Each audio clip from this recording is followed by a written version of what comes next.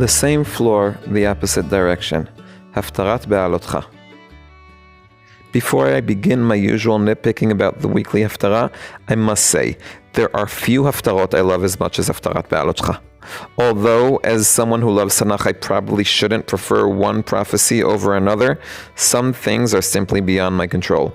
This Haftarah has everything that makes a delightful prophecy. Joy, nations joining together, inheritance in the Holy Land, Yoshua the Kohen HaGadol, a rebuke to the Satan, filthy garments exchanged for fine ones, symbolic figures, an angel walking through those who stand, a spirit of God, the cornerstone, and cries of chen, chen, la. There's nothing like the Haftarah of Behaalotcha. This is why I find it so surprising to discover it paired with Parashat Behaalotcha. While the Haftarah evokes feelings of light and vibrancy, the parasha brings to mind far more gray-toned associations. In the first part, I attribute this dullness to the somewhat uninspiring list of travelers. Not boring, heaven forbid. After all, I am one who loves Tanakh. Forgive me if I struggle to get excited about the shaving and waving of the Levites, the laws of corpse impurity and Pesach Sheni, and a long, clunky section about the order of the Israel's journey in the wilderness, most of which adds very little new. The second part of the parasha marks the beginning of the steep descent that leads to the sin of the spies at the death of the generation in the Midbar. This part feels gray for other reasons. The sins of the complainers and gluttonous are not boring. The difficulty in distinguishing between the two sins, for instance, has provided commentators with hours of joyful debate. But they, and their sister narrative Miriam's leprosy, cast a different kind of grayness. Personally, I find less joy in studying our ancestors' misdoings. Let me clarify something before we go on. For once, I'm not challenging the thematic disconnect between the parasha and the Haftarah.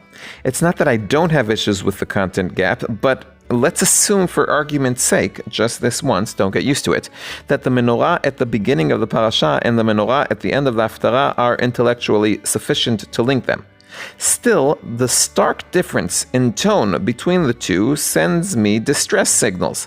How did the pessimistic parasha of Behaalotcha merit such an optimistic Haftarah? One possible answer I heard from a friend who was polite enough to feign interest is that this is a contrast pairing meant to offer a broader perspective. Behaalotcha is a somewhat pessimistic portion set in a very optimistic period. Bnei Israel are surrounded by daily divine revelations, pillars of fire and cloud, manna, Sinai and the Exodus. The menorah in the parasha shines its light on the few flaws present even in this supposedly ideal time. The Haftarah, in contrast, takes place at the beginning of the return to Zion, a far more complex era.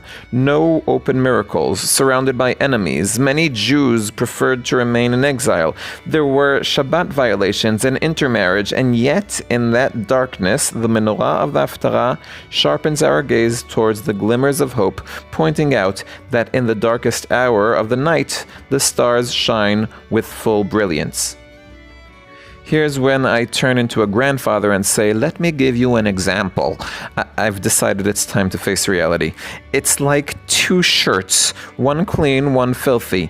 You can throw all the mud you want on the dirty one, no one will notice. But stains on a clean shirt stand out like a stain on a clean shirt. I agree that this is a contrasting connection, but I think the message might be slightly different. Yes, Zechariah's prophecy takes place in a complex historical moment, and there are traditional views that the Midbar era was one of the best times for Israel. But even if those claims are true, the framers of the weekly Torah and Haftarah readings chose to begin and end them where they did, presenting them to us as we read them today, without full historical context. So, Behaalotcha opens with a shining menorah and ends with the sin of the Midbar generation. The Haftarah, after a short prelude, opens with Yehoshua the high priest in filthy garments and ends with the menorah that represents the Spirit of Hashem. The direction the parasha takes reminds me of an answer I once heard to a classic challenge posed to those who believe that the modern state of Israel is the beginning of the flowering of our redemption. Reshit tzmichat geulatenu. If exile came because of our many sins, as countless prophecies claim, how could the state be established by sinful people? The answer: whether one is coming in or going out, he walks on the same floor, only the direction changes. Let's read the parasha and the Haftarat together, as we do in every synagogue.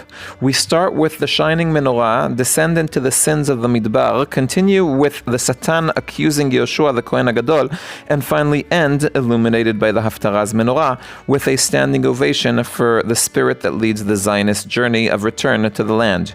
Who are you, great mountain? Before Zerubbabel you shall become a plain, and he shall bring forth the top stone amid shouts of grace, grace to it.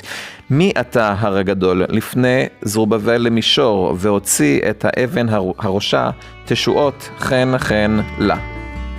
In memory of my beloved and heroic student Amichai Shimon ben Ishai and Bat Yarubin Hashem Yikom Damo, Dovi Holtz, one who loves Tanakh.